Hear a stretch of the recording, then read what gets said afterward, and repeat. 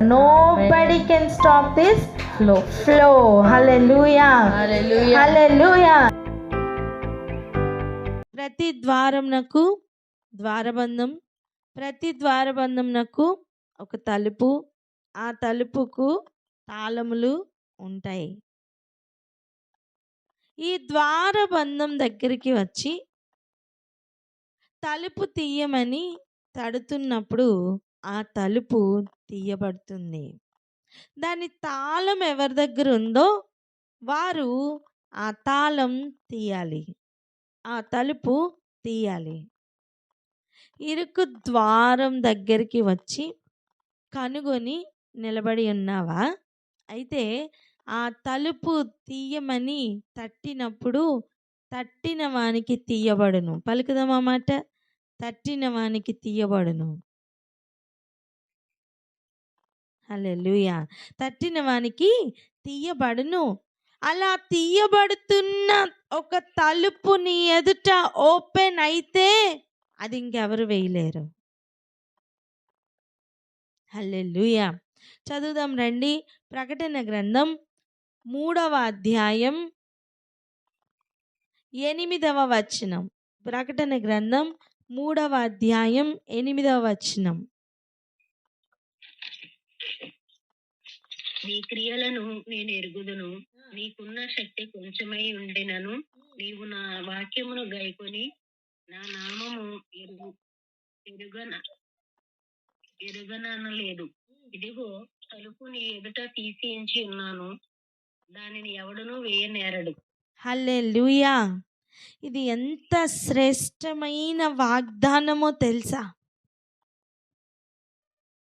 హల్లెలూయా. ఇది ఎంత శ్రేష్టమైన వాగ్దానం అంటే, నీ క్రియలు నేను ఎరుగుదును.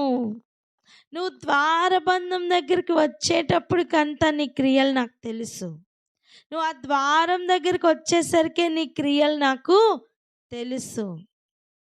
ఆ ఇరుకైన మార్గంలోనికి వెళ్ళాలని, ఆ ఇరుకైన మార్గం కోసం నువ్వు పడుతున్న ప్రతి ప్రయాస నాకు తెలుసు. నీకున్న శక్తి చాలా కొంచెమే.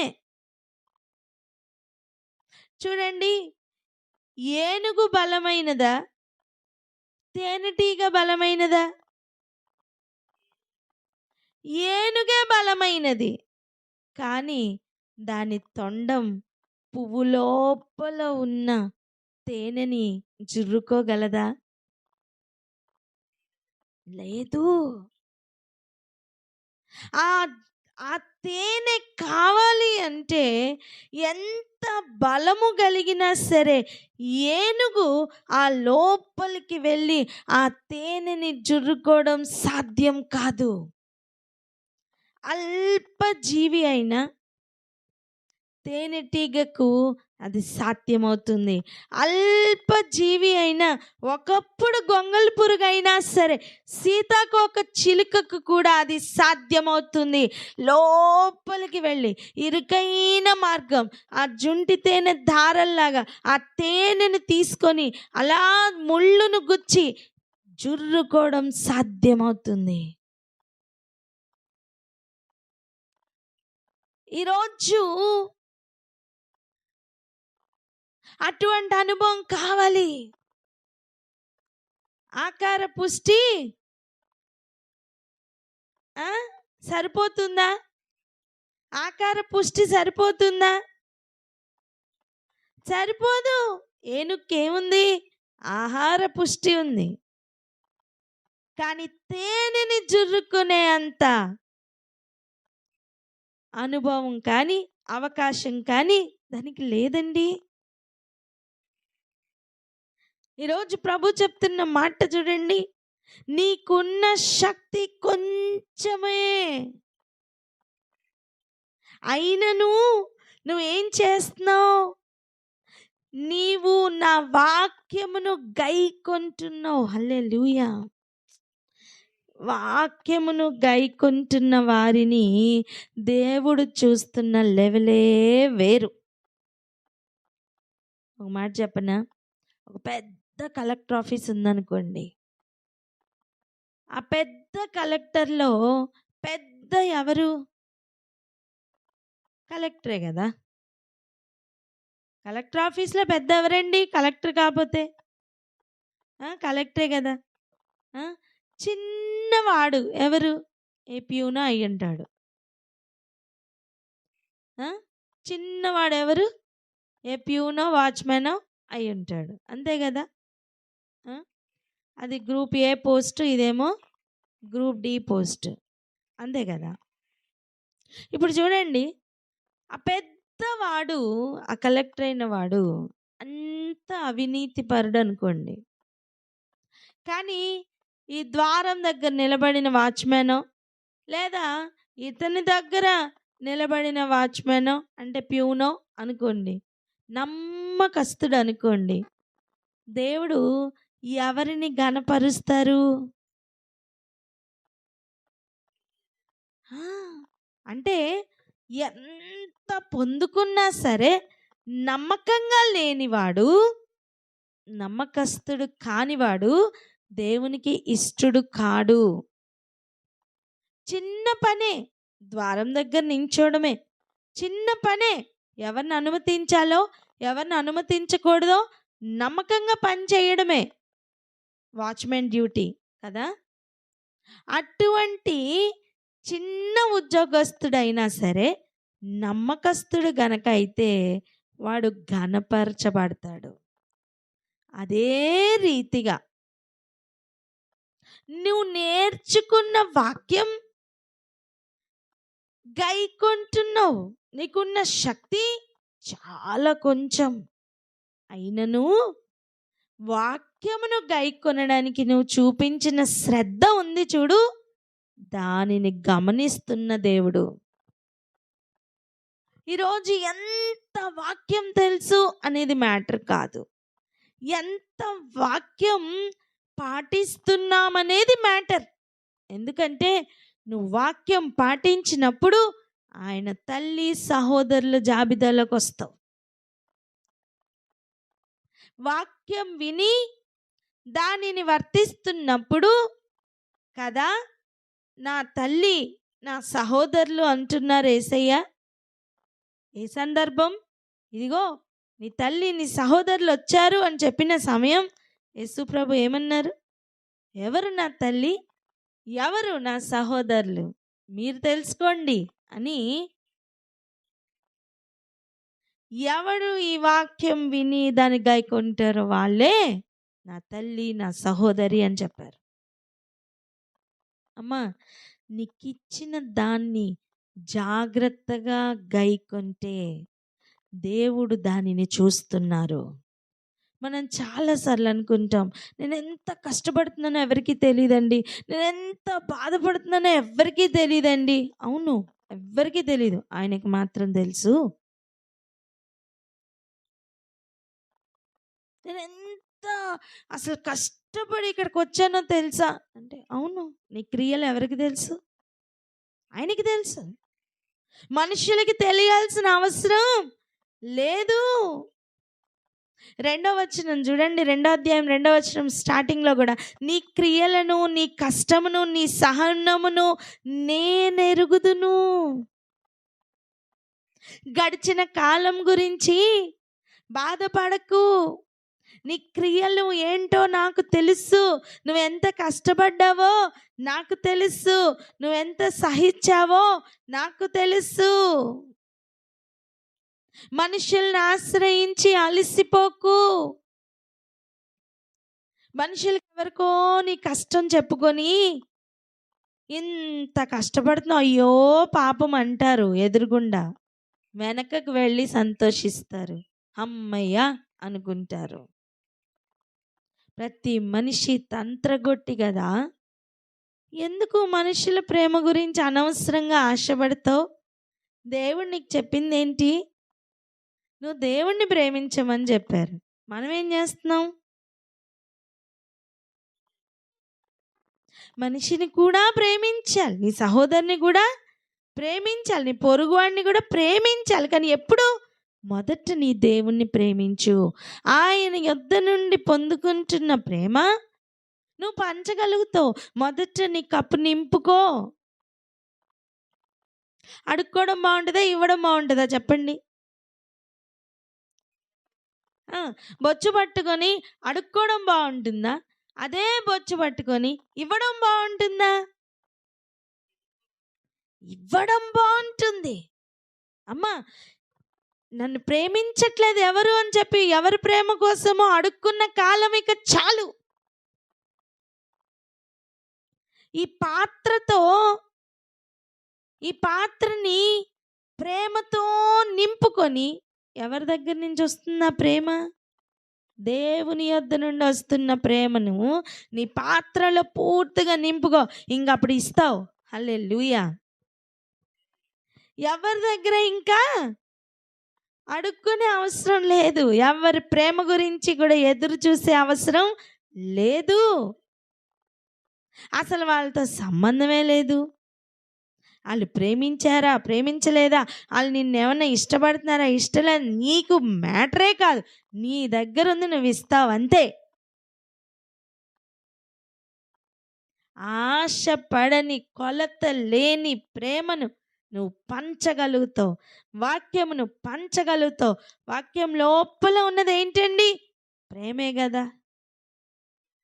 ఆయన ఆజ్ఞలను అనుసరించుటయే ప్రేమ. పలుకుదామా మాట?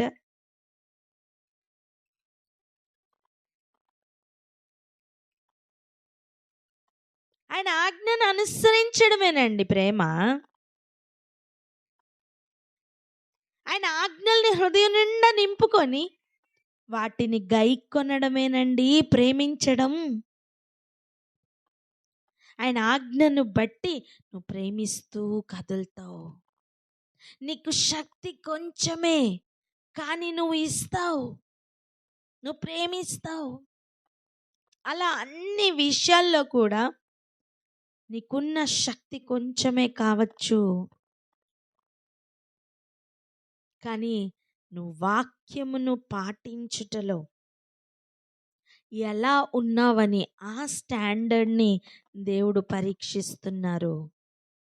నీ క్రియలు నాకు తెలుసు అని చెప్తున్నారు.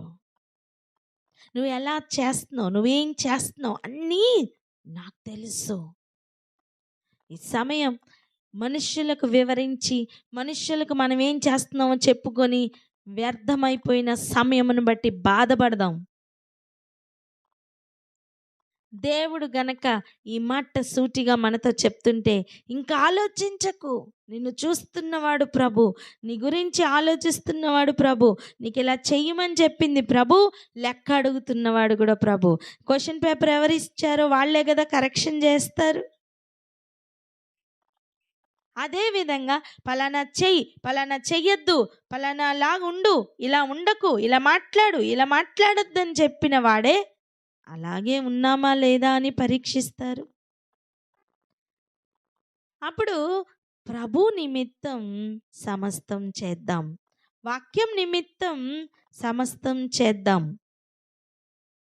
అలా ఉన్న సమయం ప్రభు చెప్తున్న మాట చూడండి. నీవు నా వాక్యమును గైకొని నా నామమును ఎరుగననలేదు. చాలాసార్లు ఆయన నామం ఒప్పుకోవడానికి సిగ్గుపడుతున్నావా? మనుషులు ఏమనుకుంటారో అని వాక్యమును గైకొనడానికి సిగ్గుపడుతున్నావా? వాక్యమును పాటించడానికి సిగ్గుపడుతున్నావా? ఒక చిన్న ఎగ్జాంపుల్ చూడండి. ప్రతి స్థలములోనూ చేతులెత్తి ప్రార్థన చేయమని పురుషులకు దేవుడు చెప్పారు. అవునా కదా? ఏమని చెప్పారు? ప్రతి స్థలంలోనూ పవిత్రమైన చేతులెత్తి ప్రార్థన చేయమని పురుషులకు దేవుడు చెప్పారు. చదవండి అన్నమాట. తిమోతికి రాసిన మొదటి పత్రిక 2వ అధ్యాయం 8వ వచనం చూడండి. కావున ప్రతి స్థలమందును పురుషులు కోపమును సంశయములను లేనివారై పవిత్రమైన చేతులెత్తి ప్రార్థన చేయవలనని కోరుచున్నాను. ఇదేంటి? ఆజ్ఞ. ఇప్పుడు వాక్యమును గైకొనడం అంటే ఏంటో తెలుసా? అది పాటించాలి. ప్రతి స్థలంలోని కోపం వస్తుంది అనుకోండి, మనమే చెప్తాం ఆయనకి కోపం ఎక్కువండి. మీరేమనుకోకండి, ఆయనకి కోపం ఎక్కువండి. మంచిదే, బాగానే సపోర్ట్ చేసావు. కానీ ఒకసారి దేవుని దృష్టిలో నుంచి ఆలోచించు. ప్రభు ఏం చెప్తున్నారు? వాక్యం ఏం చెప్తుంది? పురుషులకు కోపం లేనివారై ఉండమని. మళ్ళీ ఏం చెప్తున్నారు? పవిత్రమైన చేతులెత్తి ప్రతి స్థలములోని ప్రార్థన చేయమని వాక్యం చెప్తుంది. ఈ రోజుల్లో వాళ్ళు ఏం చెప్తారు తెలుసా? ఆడవాళ్ళు ప్రార్థన చేస్తారు. కరెక్టే, ఆడవాళ్ళు ప్రార్థన చెయ్యొద్దని కాదు అక్కడ అర్థం. కానీ ఆ బాధ్యత ముఖ్యంగా ఎవరికి ఇచ్చారు? పురుషులకే కదా. వాక్యమును గైక్కునేటప్పుడు ఎలా ఉంటుందంటే, వారు చూస్తున్నారు, వీళ్ళు చూస్తున్నారు, అందుకే సిగ్గుపడుతున్నాను అని చెప్పి అనరు. కానీ వాళ్ళు ధైర్యంగా చేతులెత్తి ప్రార్థన చేస్తారు. రమణ అంకుల్ నేను నైట్ డ్యూటీలో ఉన్నప్పుడు చేతులెత్తి ప్రార్థన చేసేవాళ్ళు. ఆయన ప్రార్థన చేస్తుంటే చాలా సంతోషం అనిపించేది నాకు. అందరూ నిద్రపోతున్న సమయం 2020 జనవరి ఫిబ్రవరి ఆ టైంలో రాత్రంతా ప్రార్థన చేస్తూ ఉండేవాళ్ళండి. నా అన్య భాషల్లో మాట్లాడుకుంటూ అలా ప్రార్థనలో ఉండేవాళ్ళు. ఎవరు చూస్తున్నారు, అయ్యో నేను పేషెంట్ కదా, ఇది ఏ ఆలోచన లేదు. పవిత్రమైన చేతులెత్తి ప్రార్థించుటకు నీకెందుకు సిగ్గు? ఎవరేమనుకుంటారో నీకు అనవసరం.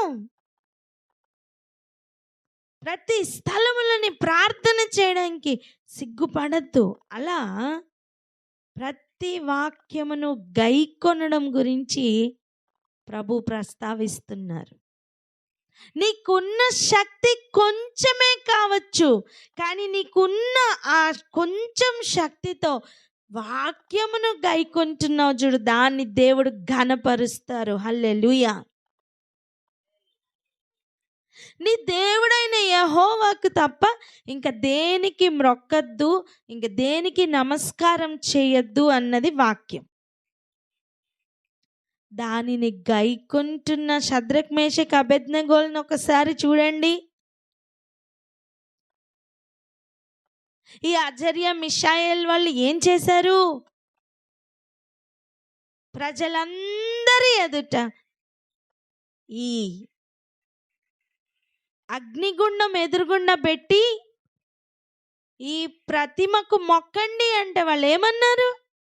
మేము మొక్కం, మేము నీకు సమాధానం చెప్పాలన్న చింత కూడా మాకు లేదు, మా దేవునికి తప్ప మేము దేనికి మొక్కము. ఎదురుగుండా అగ్నిగుండం, ఎదురుగుండా పెద్ద రాజండి, చెరలో నుంచి తీసుకుని వచ్చి చంపేయకుండా ఆస్థానంలో ఉద్యోగం ఇచ్చి పెట్టుకున్న రాజు ఎంత వణుకుతూ మాట వినాలి? గౌరవ మర్యాదలు పక్కన పెడితే అగ్నిగుండాన్ని చూస్తుంటేనే భయాందోళన. అవన్నీ దాటి ఆజ్ఞకు ఇచ్చిన ప్రాధాన్యత ఈరోజు చూడండి. అర్థమేంటి? ఎవరు చూడకపోయినా వాక్యం నెరవేర్పు నీ ద్వారా జరుగుతుందా లేదా అని దేవుడు గమనిస్తున్నారు. ఎవరు చూసినా వాక్యం చేపడుతున్నావా లేదా అని దేవుడు గమనిస్తున్నారు.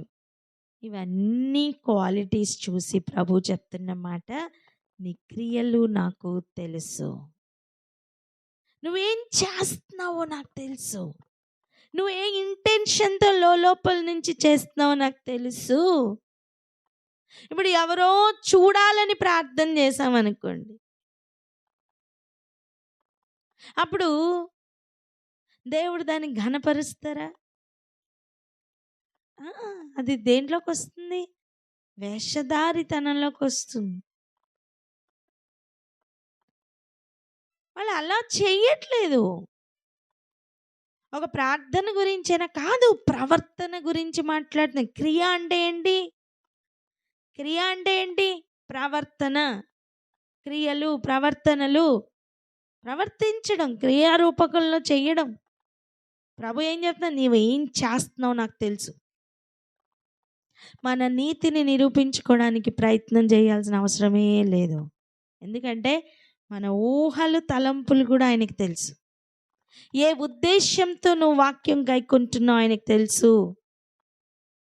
ఎవరికి భయపడి చేస్తున్నావో ఆయనకు తెలుసు. సమస్తము ఆయనకి తెలుసు. అయితే విషయం ఏంటో తెలుసా? నా వాక్యం గైకొని నా నామమును ఎరుగననకుండా ఉండడం ముఖ్యం. అర్థం ఏంటంటే, జాగ్రత్తగా వినండి, ఆయన వాక్యం గైకుంటామా లేదా అని పరీక్షలు వస్తాయి. 2, ఆయన నామమును ఒప్పుకుంటామా లేదా అని పరీక్షలు వస్తాయి. ఈ పరీక్షలు పాస్ అయితే యూనిట్ ఎగ్జామ్ పాస్ అయ్యాం, SA1 పాస్ అయ్యాం, నెక్స్ట్ ఏంటి? ఫైనల్సే కదా. హల్లెలూయా. అదెంత సత్యమో అలా దేవుడు ఫైనల్స్కి తీసుకెళ్ళిపోతారు. ఇదిగో తలుపు నీ ఎదుట తీసి ఉంచి ఉన్నాను, దానిని ఎవడు వేయనేరడు. ఇప్పుడు చెప్పండి, తలుపులు ఎవరికి తీయబడతాయి? తలుపులు ఎవరికి తీయబడతాయి? వాక్యము గైకొని ఆయన నామమును ఒప్పుకున్న వానికి. తలుపులు ఎవరికి తీయబడతాయి? వాక్యం గైకొని ఆయన నామమును బట్టి సిగ్గుపడకుండా ఒప్పుకున్నవానికి, భయపడకుండా ఒప్పుకున్నవానికి. ఈ 2 దయచేసి అండర్లైన్ చేసి రాసుకోవడం మంచిది. తలుపు తీయబడాలి. మనం తట్టి వెళ్తే చాలదు. ఆ తలుపు అది మనకి తెరవబడాలి. తలుపు తెరవబడాలి. చెప్పండి అన్నమాట. హల్లెలూయా. తలుపు తెరవబడాలి. మన రేపటి దినాన్ని తలుపు తెరవబడడం అంటే ఏంటో చూడబోతున్నాం. సిద్ధపడి రండి. కానీ ఈ రోజుకు మనకి ఇది విషయం అర్థం అవ్వాలి. ఏంటంటే తలుపు తీయబడాలి. ఎవరి దగ్గర ఉన్నాయి ఆ తాళాలు? యేసయ్య దగ్గర ఉన్నాయి. ఆయన ఏం చెప్తున్నారు? ఇదిగో తలుపుని ఎదుట తీసి ఉంచి ఉన్నాను. ఎప్పుడు? వాక్యమును గైకొన్నప్పుడు. ఇప్పుడు చెప్పండి, వాక్యమును గైకొనట్లేదు, అప్పుడు తలుపు ఏమవుతుంది? క్లోజ్. తలుపు ఏంటి? క్లోజ్ అయిపోద్ది. తలుపు మూసివేసి ఉంచుతారు. వింటున్నారా? దీనికి ఉన్న చిన్న వ్యత్యాసం ఒక ఎగ్జాంపుల్ చెప్తే అర్థమవుతుంది. నువ్వు బంగారం కొట్టు చూసావమ్మా, కానీ తలుపు తీసి లేదు. నువ్వు ఇరుకు ద్వారం కనుగొన్నావు, కానీ డోర్ ఓపెన్ అవ్వట్లా. మీకు ఇప్పుడు అర్థమైందా?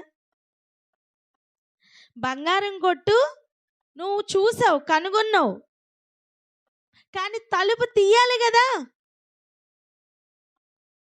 అదేవిధంగా ఇరుకు ద్వారంను కనుగొని వారు కొందరే, కానీ ద్వారం ఓపెన్ అవ్వాలి కదా, తలుపు తీయబడాలి కదా. 2వ వచనానికి వెళ్దాం. మత్తయి సువార్త 7వ అధ్యాయం. ఆ మాట చదవండి మళ్ళీ.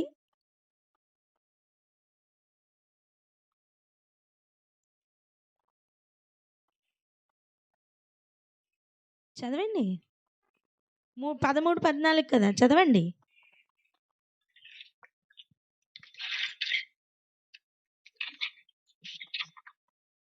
ఇరుకు ద్వారమున ప్రవేశించుడి, నాశనములకు పోవు ద్వారము వెడల్పును, ఆ దారి విశాలమునై ఉన్నది. దాని ద్వారా ప్రవేశించువారు అనేకులు. జీవమునకు పోవు ద్వారము ఇరుకును, ఆ దారి సంకుచితమునై ఉన్నది. దాని కనుగొనువారు కొందరే. హల్లెలూయా. అప్పుడు ఆ మార్గం ఏంటి? జీవ మార్గమే కదా. ఆ, ఆ జీవ మార్గం కనుగొనేవారే కొంతమంది. ఇక ప్రవేశించువారు ఎంతమంది? ఎవరు ప్రవేశించగలరో తెలుసా? తలుపు ఎవరికి తీయబడితే వాళ్ళే. హల్లెలూయా. తలుపు తీయబడితేనేనండి లోపలికి ప్రవేశం, లేకపోతే లేదు. తలుపు ఎవరికి తీస్తానంటున్నారు? వాక్యం గైకొని ఆయన నామమును బట్టి సిగ్గుపడని వారికి తలుపులు ఓపెన్ అవుతాయి. ఆ మాటలు చెప్పుతున్న వారు కూడా ఎవరో తెలుసా? ప్రకటన గ్రంథం 3వ అధ్యాయానికి వెళ్దాం రండి. ప్రకటన గ్రంథం 3వ అధ్యాయం 7వ వచనం చూడండి.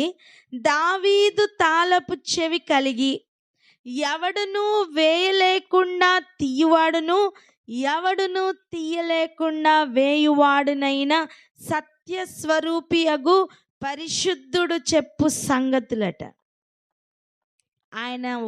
ఆయన గనక వేస్తే ఇంకెవరు తీయలేరు. చూడండి, కొంతమంది మన ఇంట్లో చాలా బలంగా ఉన్నవాళ్ళు ఈ జామ్ బాటిల్స్కి కానీ, ఈ మనకి పాతకాలంలో కొంచెం గ్లాస్ బాటిల్స్ వచ్చేవి చూసారా, అవి గట్టిగా తిప్పారనుకోండి మూత, మనం ఎవరు తీయలేం, మన బలం సరిపోదు. మళ్ళీ అది ఎవరి దగ్గరికి తీసుకెళ్ళాలి? వాళ్ళ దగ్గరికి తీసుకెళ్ళి అయ్యా కొంచెం తీసి పెట్టంటే వాళ్ళు జస్ట్ ఇలా తిప్పుతారు, వచ్చేస్తుంది. అలా మనుషులకే అంత బలం ఉంటే దేవుడు ఆలోచించండి. ఆయన ఏమంటున్నారు? నేను గనక తీస్తే ఇంకెవరు వేయలేరు. Amen, amen. అంటే ఆ జీవ మార్గం ఒకసారి నీకు ఓపెన్ అయ్యిందా, ఇంకెవ్వరు దాని నుంచి నిన్ను తొలగించలేరు. చాలా మంది ఇలా అంటాం, సాతాను నన్ను శోధించేస్తుందండి. ఏం శోధిస్తుంది? ఎందుకు శోధిస్తుంది? దాని బలం ఎక్కడా? దాని ముళ్ళెక్కడా? దేవుడు దాన్ని విరిచేశారు కదా. ఎందుకు శోధిస్తుంది? ఎందుకు దాని మాట వింటున్నావు? రోడ్డు మీద పోయి అడుక్కునేవాడిని తీసుకుని వచ్చి సింహాసనం వేసి కూర్చోబెట్టి ముచ్చట్లు పెడతావా ఇంట్లో నువ్వు? అపవాది కూడా అంతే. వాడి మాటలు నీకెందుకు? వాడు అన్ని అబద్ధాలే చెప్తాడు. నువ్వు ఏది చెయ్యగలవో చెయ్యలేవని చెప్తాడు. నువ్వు ఏది చెయ్యలేవో అది చెయ్యగలవు అని చెప్తాడు. ఏది వద్దు అది చేయమంటాడు. నువ్వు లెగగలవు కానీ నిద్రపోమ్మని చెప్తాడు. నువ్వు ఎందుకు ఆడి మాట వింటావు? వినకు, వాక్యం మాట విను. ఆ క్రియలన్నీ దేవుడు చూసి జీవ మార్గములు తెరుస్తారు. ఆమేన్. అమ్మా, అనేకులు దాన్ని కనుగొని కూడా వెళ్ళిపోయారమ్మా. పెద్ద పెద్ద ఏనుగులు కూడా అది చూసి ఏం చెయ్యలేవు. పువ్వును చూసిందండి ఏనుగు, దూరి తేనె తాగలదా? అలా కనుగొన్నా సరే ఎంటర్ అవ్వలేని అనేకుల మధ్యలో జీవ మార్గం ఓపెన్ చేసి ఎవరు మళ్ళీ వెయ్యలేకుండా తీసి ఉంచాలని ప్రభు చిత్తం. ఈరోజు ఈ మాటలుగా అర్థమవుతున్నాయా? అయితే ఒక్కటే మార్గం, ఒక్కటే పని ఏంటి తెలుసా? తెలిసిన వాక్యం, గ్రహించిన వాక్యం పాటిద్దాం. క్రియలు ఆయన చూస్తున్నారు. మనకి శక్తి కొంచెమే అయినా పర్వాలేదు, ఆ ఉన్న దాంట్లోనే ఆ కొంచెమే వాక్యం గైకొందాం, పాటిద్దాం. దాన్ని గైకుంటున్న సమయం సిగ్గుపడద్దు. ఆయన నామం ఒప్పుకోవడానికి సిగ్గుపడద్దు, భయపడద్దు. సిగ్గుపడడం వేరు, భయపడడం వేరు. మనుషులు ఎదురుగుండా సిగ్గుపడడం వేరు. ఆ సిగ్గును దాటిన తర్వాత అపవాది భయపెట్టాలని ప్రయత్నం చేస్తాడు. దానిని కూడా జయించి నిలబడు, ఆ ద్వారములు ఇక తెరవబడతాయి.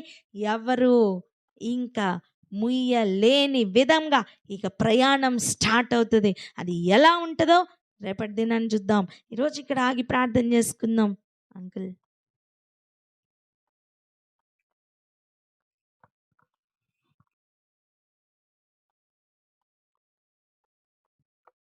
అంకుల్ ఉన్నారండి? ఉన్నారండి. Uncle, Ramana uncle.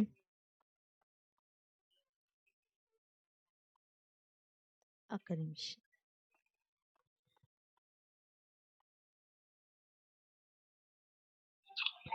మరి ఏంటంటే వాక్యం ఆలకించిన